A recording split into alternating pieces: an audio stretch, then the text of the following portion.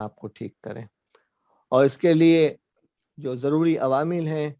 وہ اپنی شناخت کریں، اپنی حقیقت کو تسلیم کریں، اپنی ذات کی تنظیم کریں، اور کوشش کریں کہ اپنی ذات سے یومیہ ملاقات کریں۔ ہم 16 گھنٹے جو ہمارے ایکٹیو ہوتے ہیں، لوگوں کے ساتھ انٹریکشن میں ہم گزارتے ہیں، اس میں سے کئی گھنٹے ہم لوگوں کے ساتھ گزارتے ہیں، لیکن تنہائی اور اپنے آپ سے ملاقات کا ہمیں وقت نہیں ملتا۔ تو اپنے لیے کوشش کریں کہ سیلف مینجمنٹ بک بنا لیں، اور یہ تربیہ اکیڈمی پر ہے کہ آپ کو کیا کیا لوازمہ فراہم کرتی ہے، لیکن جو کتاب آپ کو دی جا رہی ہے اس کے اندر بھی بہت ساری چیزیں ایسی ہیں جو آپ کے لیے کام کی ہیں۔ نمبر 2، سمت متعین کیجئے۔ ہماری خوش قسمتی ہے کہ ہمیں اپنی طالب علمی کے دور ہی سے جو ہے عام طور سے نصب العین کا تعین ہو چکا، ویژن کا ہو چکا۔ اب سمت کے تعین کے لیے ہمارے سامنے زندگی کی 5 لینز ہیں، اس میں ہمیں کیسے کیسے حاصل کرنا ہے، مقاصد کیسے حاصل کرنے ہیں، یہ بہت ضروری ہیں۔ یہ بہت سارے دو راہیں آتے ہیں، اس میں آپ مشورہ کر لیں، استخارہ کر لیں، اللہ سے دعا مانگ لیں، اور اپنی منزل کو متعین کر کے ان سیڑھیوں کے ذریعے سے ان تک پہنچنے کی کوشش کریں۔ نصب العین کا تعین بہت ضروری ہے، مقاصد و مطالب کا تقرر ضروری ہے، لاہ عمل کی تشکیل یعنی ایکشن پلان کی ضرورت ہے، وسائل کا جائزہ لینے کی ضرورت ہے، اہداف اور ڈیڈ لائن کا تعین یعنی کب تک کر لینا ہے۔ جو چیز خواہش ہے وہ خواب ہے،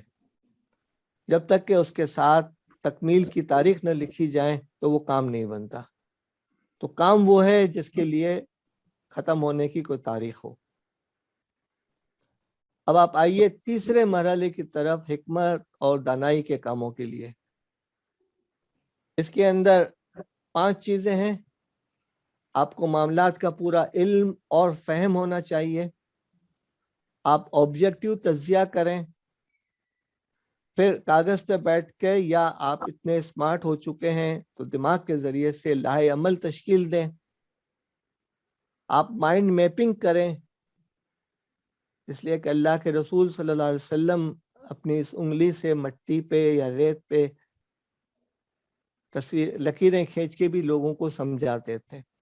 اس کو ہم آج کی ایک اسٹرکچر سائنس کہتے ہیں، مائنڈ میپنگ۔ حکمت عملی اور تدابیر کے مطابق کام کرنے کی کوشش کیجیے، جائزہ لیجیے اور حسب ضرورت تبدیلی لیجیے، یعنی مقصد تو ایک ہے لیکن اپنی اسٹریٹجی اور حکمت کے اندر تبدیلی کی گنجائش ہے، اس کو کرنے کی کوشش کریں۔ کوئی بھی کام شروع کرنے سے پہلے اپنے آپ سے 6 سوالات ضرور کریں، اور 6 کاف ہیں یہ کیا کام ہے، یہ کیوں کر رہا ہوں، یعنی اس کی آبجیکٹیوٹی کیا ہے، یہ کیسے کریں گے، یہ کب ہونا ہے، یہ کہاں ہونا ہے، اور یہ کون کرے گا۔ یعنی شروع کے 3 کاف کی اپنی ایک اہمیت ہے، اور آخر کے 3 کاف کی اپنی ایک اہمیت ہے۔ آخری 3 کاف جو ہیں وہ ایکشن سے ریلیٹڈ ہیں، اور شروع کے 3 کاف جو ہیں وہ پلاننگ سے ریلیٹڈ ہیں۔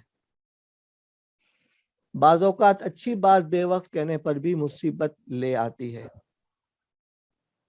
اب آپ آئیے چوتھے مرحلے کی طرف،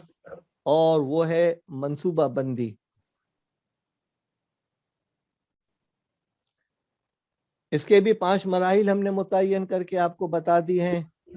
یعنی نصب العین اور مقاصد کے پیش نظر آپ منصوبہ بندی کریں، مختلف مدت کے کاموں کی فہرست اور شیڈول بنائیں، ترجیحات کا تعین کریں، اور پھر عمل کریں، اور عمل پہم ہو اور استقامت کے ساتھ فاستقم کما امرتوں پر عمل کریں، اور باقاعدگی سے جائزہ اور احتساب لیتے رہیں۔ یہ چھوٹی چھوٹی باتیں ہیں، اوقات کی صورت میں آپ کو بیان کر رہے ہیں۔ جب آپ کسی محفل میں تقریر کر رہے ہوں گے تو یہ صرف ایک سلائیڈ آپ کو آدھے گھنٹے کی تقریر کا لوازمہ فراہم کر سکتی ہے۔ اپنے آپ سے یہ سوالات کریں جب ترجیحات مقرر کر رہے ہوں کہ مجھے کیا کرنے کے لیے رکھا گیا ہے، میرا سب سے اہم ترین اور قابل قدر کام کون سا ہے، میری بنیادی ذمہ داری کیا ہے، وہ کیا کام ہے جو آپ اور صرف آپ کر سکتے ہیں، باقی کام دوسروں کو دیے جا سکتے ہیں، اور میرے وقت کا سب سے زیادہ قابل قدر